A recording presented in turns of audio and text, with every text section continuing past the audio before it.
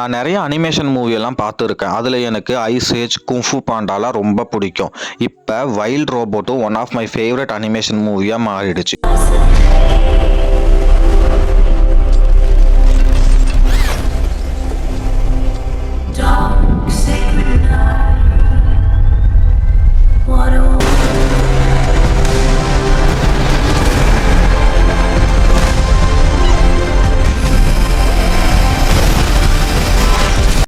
இந்த படத்தோட ஸ்டோரி என்னன்னா, ஒரு செட் ஆஃப் ரோபோட்ஸ் அது மேனுஃபேக்சர் பண்ண பிளேஸில் இருந்து வேறு பிளேஸுக்கு போயிட்டு இருக்கும்போது அவங்களோட ஃப்ளைட் கிராஷ் ஆகிடும்.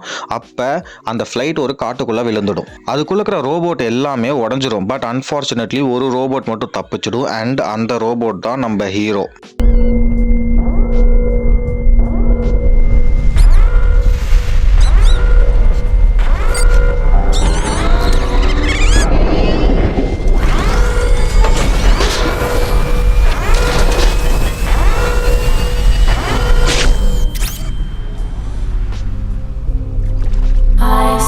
ரொம்ப நாள் கழிச்சு நம்ம ஹீரோக்கு சிக்னல் கிடச்சி ஆன் ஆகிடுறாரு.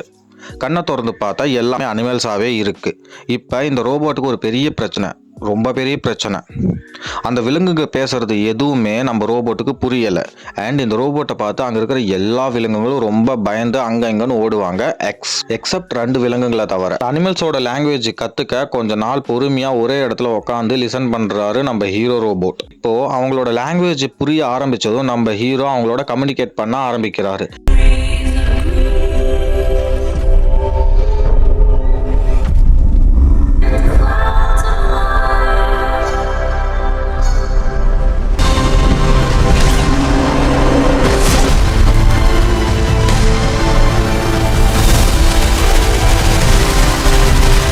எடுத்த உடனே என்னோட டாஸ்க் என்ன, நான் என்ன பண்ணணும் அப்படின்னு அனிமல்ஸை பார்த்து கேட்குறாரு. ஏன்னா இந்த ரோபோட்டோட மெயின் ப்ரோக்ராமே டாஸ்க்கை கம்ப்ளீட் பண்ணுறது. அண்ட் கம்ப்ளீட் பண்ணால் தான் அதோட வீட்டுக்கே போக முடியும்.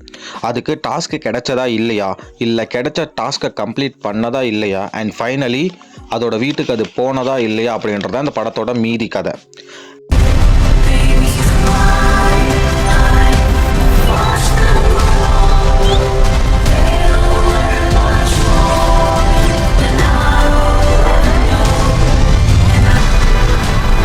Sometimes to survive,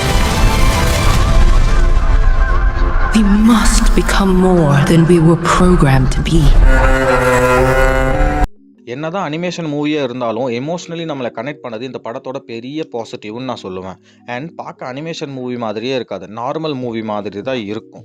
because voice over எல்லா கேரக்டருக்கும் ரொம்ப பர்ஃபெக்டாக அமைஞ்சிருது. பார்க்க வெறும் படமாக இல்லாமல் அதில் எமோஷன்ஸ், ஃபீலிங்ஸ் இதெல்லாம் சேர்த்தனால இந்த படத்தோட லெவல் இன்னும் ஒரு படி அதிகமாகிடுச்சு. ஃபன், ஆக்ஷன், எமோஷன் அப்படின்னு எல்லாவற்றையும் கலந்து ரொம்ப அழகாக பண்ணியிருக்காங்க இந்த படத்தை.